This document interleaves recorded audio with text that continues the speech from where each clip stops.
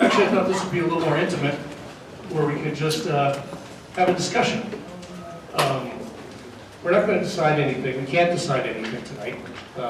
We can't decide anything as a council without a notice public hearing. It has to actually be an official city council. So this is really a meeting with Kevin, some of his neighbors at my office. We brought down here. I invited Councilmember Bessel. I see Councilmember Murray's here.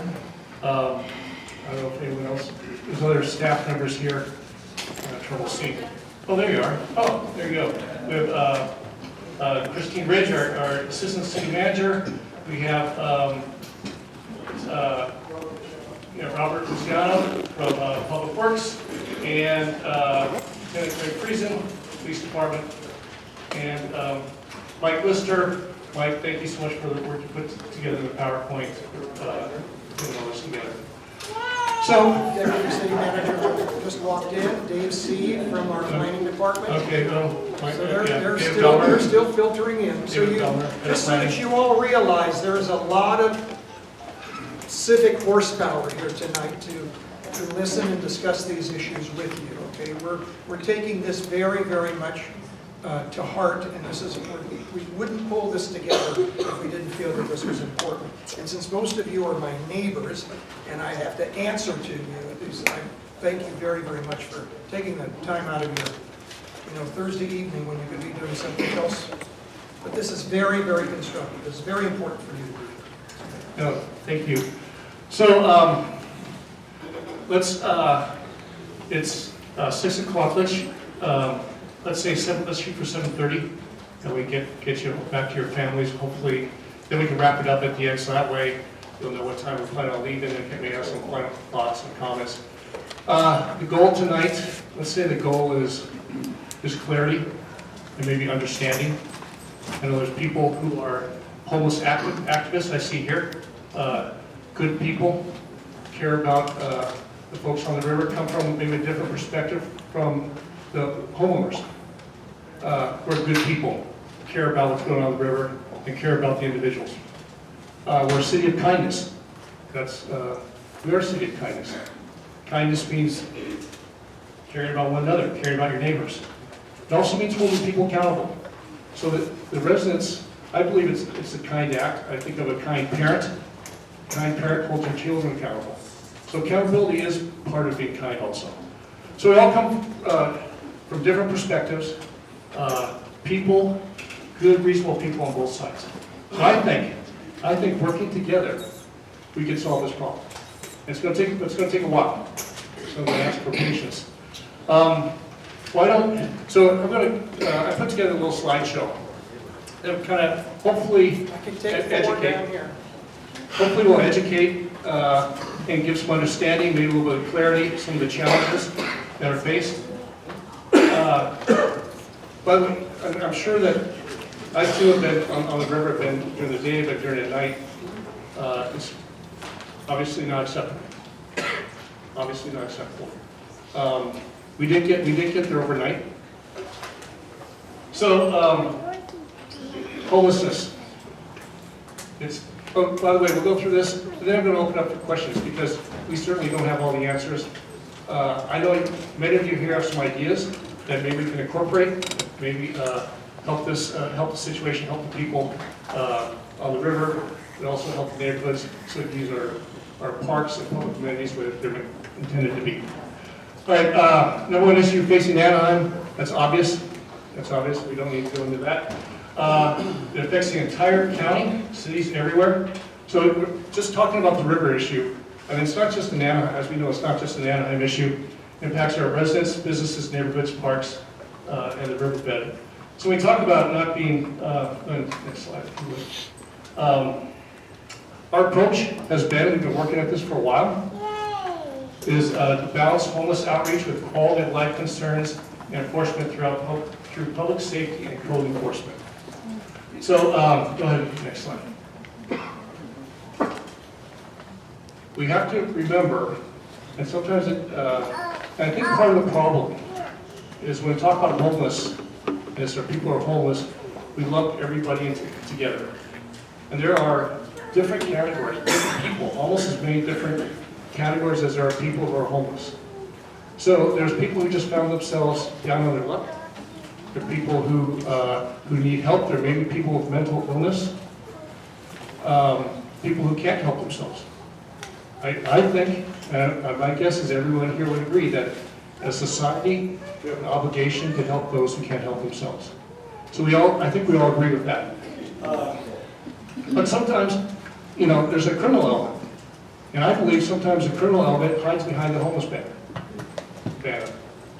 definition.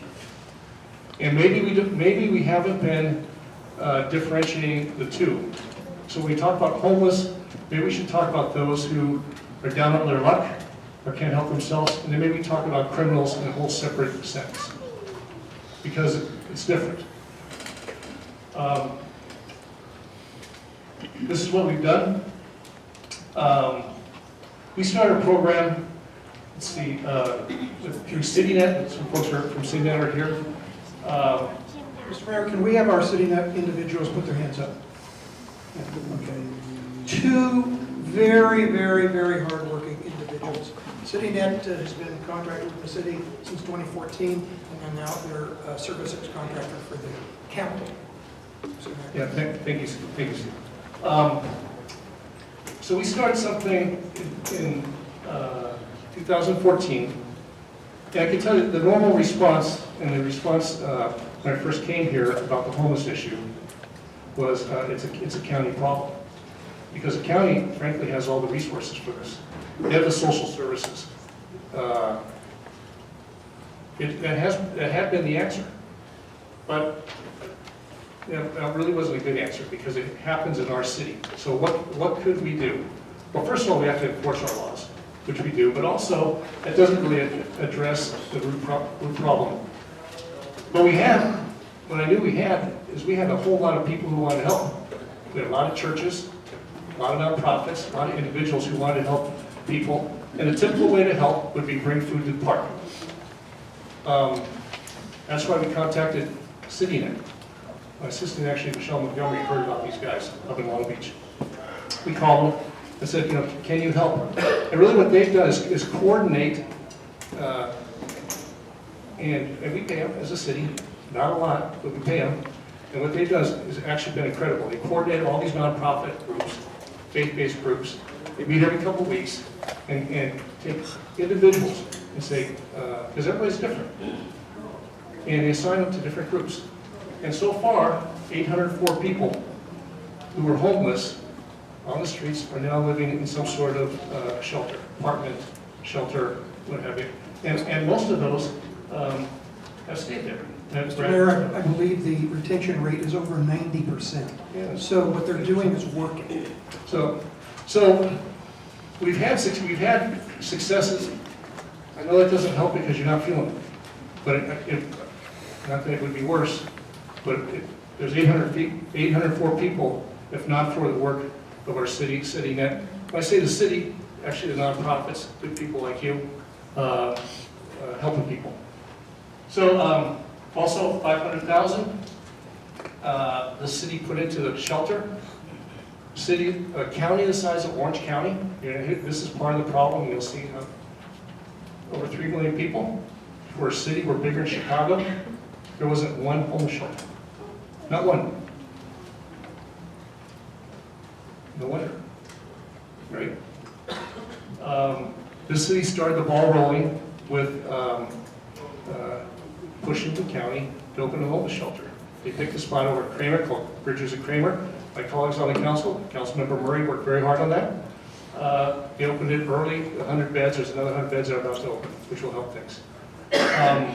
That's the only shelter in the county. Surprising. The city doesn't, we don't have money for shelters. We don't operate shelters. No city does in Orange County. But we put in $500,000 to get the thing going. So that started, we did that. Again, Mr. Mayor, I'd like to speak just a minute. That shelter is in District 5. I'm going to look at you, put your hand up. He runs a business immediately adjacent to that shelter. Tell me what you told me earlier today. because I think there's a big misconception about that shelter. And, okay, it's raising crime and there's mischief. Come on, I'm putting you on the spot, but you're afraid of it. Okay. Not for I keep track with, we have a branch manager, we have a branch that's right next door to the shelter, and we knew it was coming in, our eyebrows went up because, you know, we do service. A lot of our customers come in and visit us during the course of the day.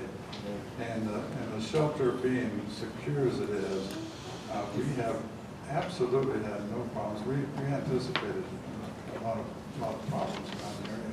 But we haven't experienced any problems whatsoever. And we know it's going to grow, and actually they've been good partners. They do come around and ask us and talk to my manager and my people. So they've been very good neighbors. Okay, Thank you for saying that. I wanted that word to get out, because I think a lot of my neighbors, and you remember, most of you are my neighbors, a lot of the neighbors think, okay, we have the shelter here, and the shelter is going to bring problems. It has not brought problems. Ms. Murray, that's the only reason I wanted to bring this up, because a business adjacent to the shelter has said, hey, they've been good neighbors, and I think that's important. No, I'm glad you brought that up, Steve. And thank you for sharing that. Well, I hit him over the head to do it. Yeah, no, thank you. So, you know, the county needs more. They need more outside of Anaheim. But they run into other cities not willing to do it, other neighbors not willing to do it. Anaheim stood up, the business community, thank you for, I know it's a little scary when you have a shelter going in near you, so I want to thank the business community and the neighbors around the area for believing that could be a well-run shelter. Okay, public safety, that's our job. So our job is public safety. And we talk about not feeling safe on public amenities like parks. That's our job. If we can't do that, we're not doing our job. You should elect other people who can, frankly. How big this problem is? 2016, 15,516 police responses to homeless-related calls. I want to say those are homeless-related calls. So again, we want to differentiate between the criminal and the homeless side, but there are 15,000 calls to our police department. I don't know how our police department does it, frankly. There's 380, roughly, police officers, a city of 360,000 people. 1 per 1,000 on duty, maybe 1 per 4,000. These guys are men and women are stretched very thin. So if you see a police officer, thank them. They're doing the best they can. In 2013, an anti-camping property storage ordinance adopted, voted on by the city council as part of that council. There's been complaints about that. I voted for it. I support it. But it has to be, can you hear me? Can everyone hear me?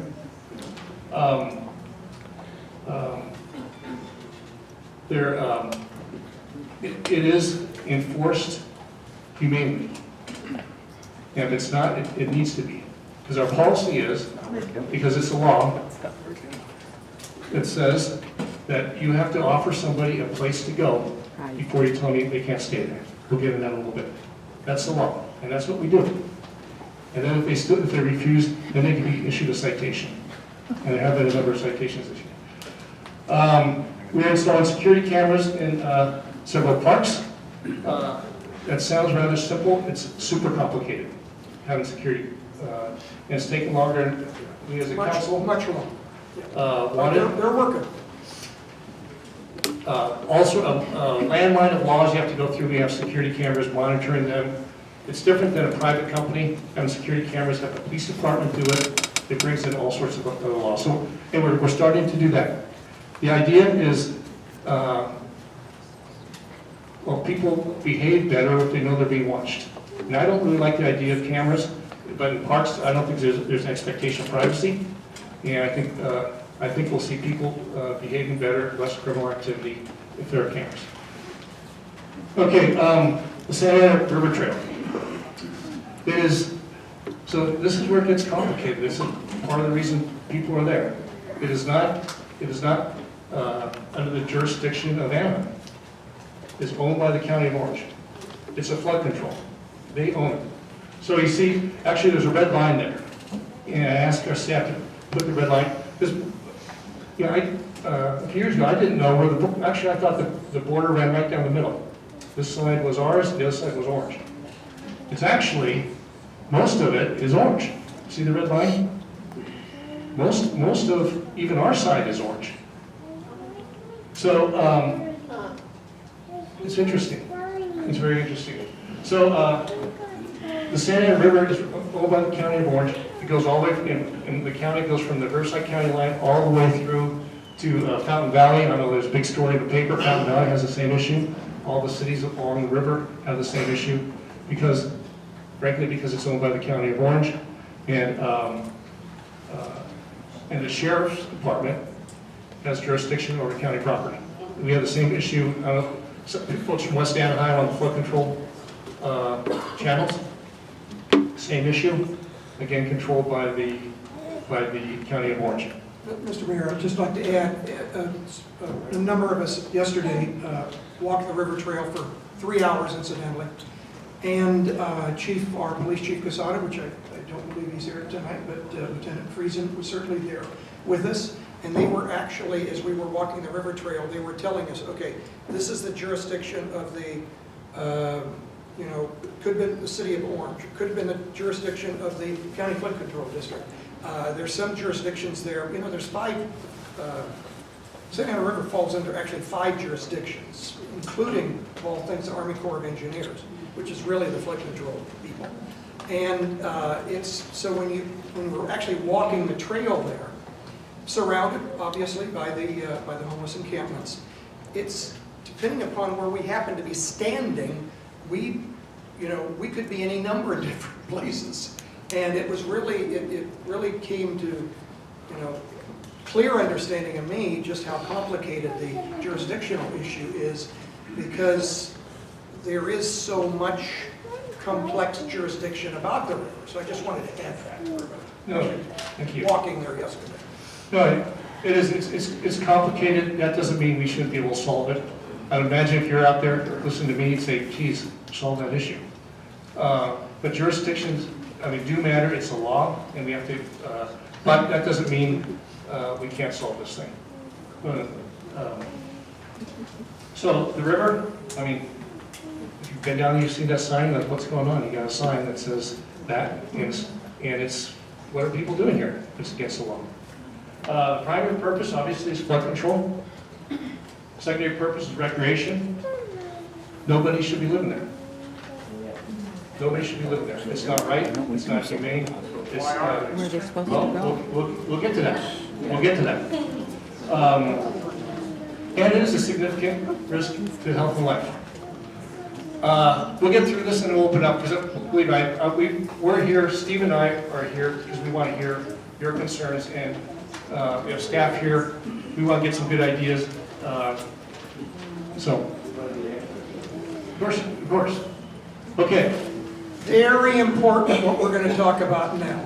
So pay very close attention. So this question is probably asked more than any question I get. Why can't we just clear them out? You got a sign there, it's locked, can't. Starts with the U.S. Court of Appeals, 9th Circuit, that's federal court, that's right below the United States Supreme Court. As long as there's a greater number of homeless individuals than the number of available beds, the city may not enforce against homeless individuals for voluntary sitting, lying, and sleeping in public. Okay, so.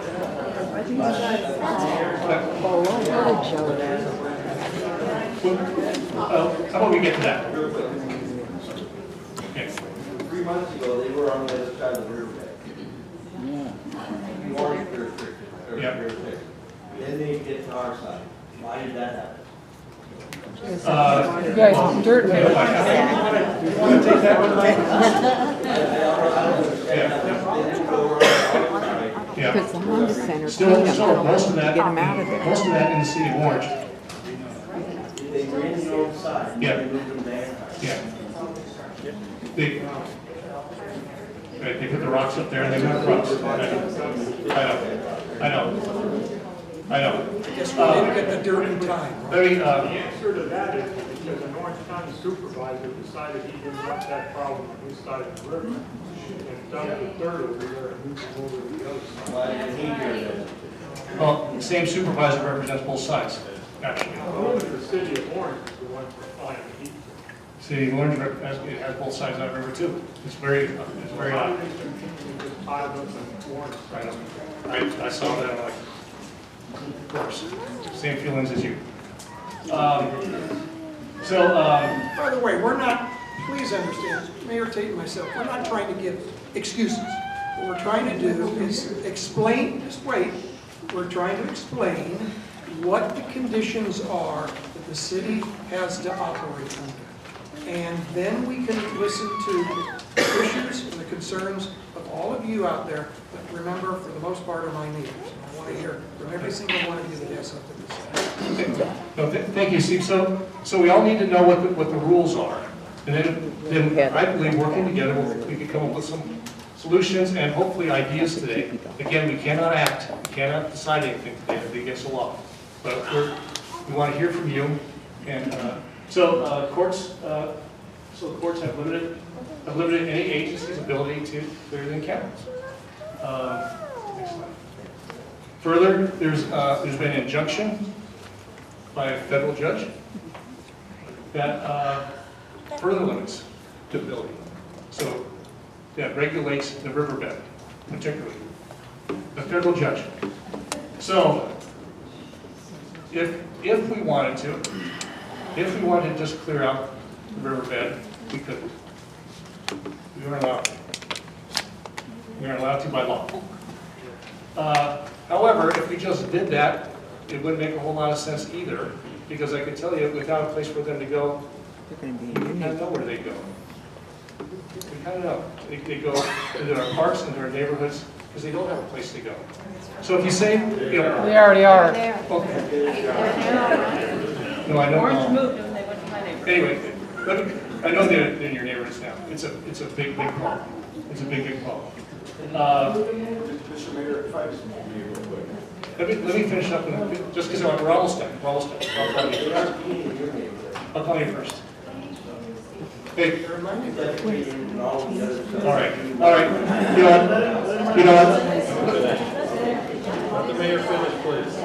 Let us, we're here to try to solve, I know you're all angry. I know, and you have a right to be. Well, Mr. Mayor, but how far from questions are we? we're just right around the corner. Thank you. Okay. So this is where we are, and this is the law. We can't force people to leave if they have nowhere to go. Right. We need, so if that's the rule, then yeah, I think the answer is obvious. We need more beds. We need more beds. We need a regional effort to provide more shelter and housing. Without places to go, mass clearing of riverbed likely to send people into parks, streets, neighborhoods, and businesses. And law enforcement, also I think what we need to do is law enforcement needs to focus on crime. And I don't know if we've done such a great job on that. So I think we need to improve on that. I'll own that. We need to improve on that. It starts with what I said at the beginning. We have to separate the criminal activity from the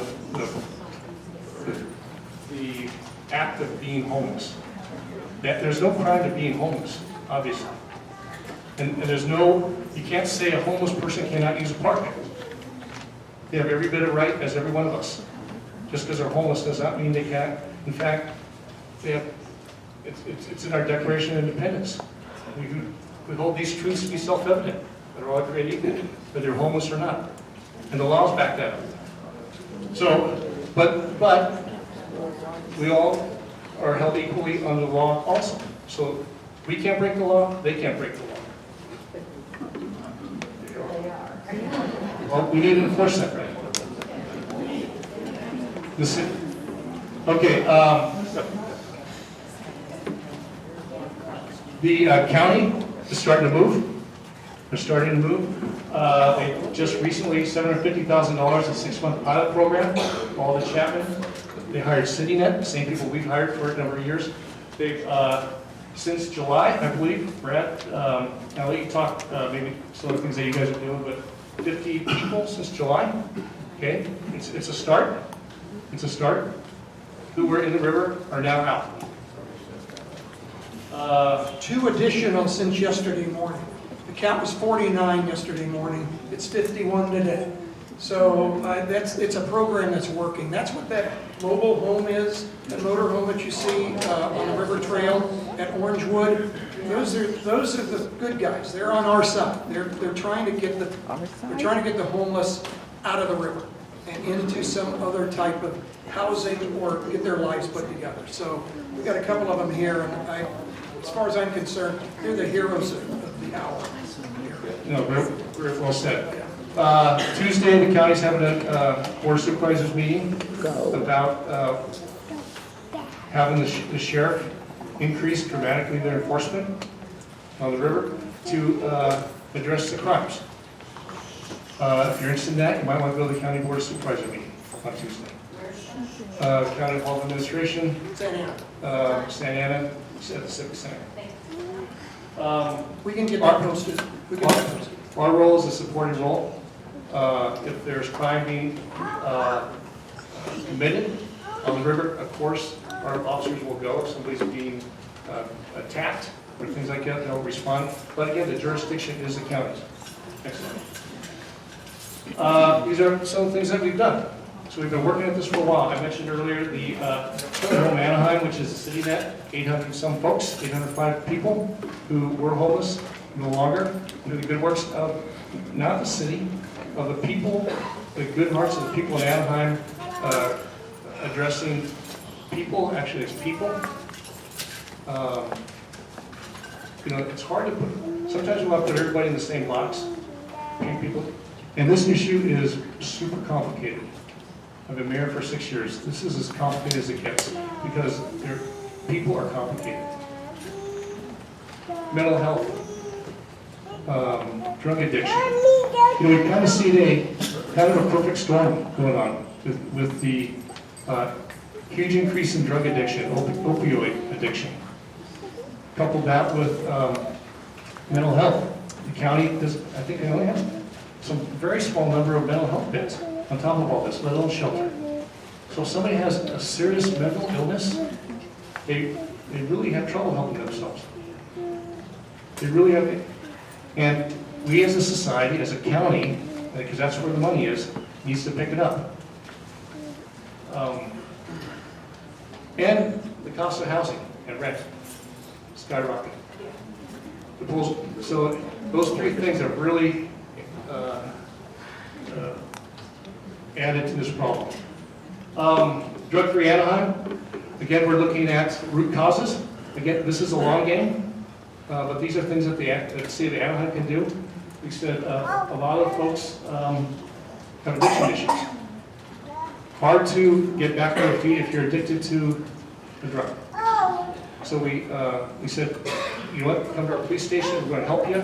Since we started that in January, 117 people gone to our police station, are into the social recovery, are into recovery programs.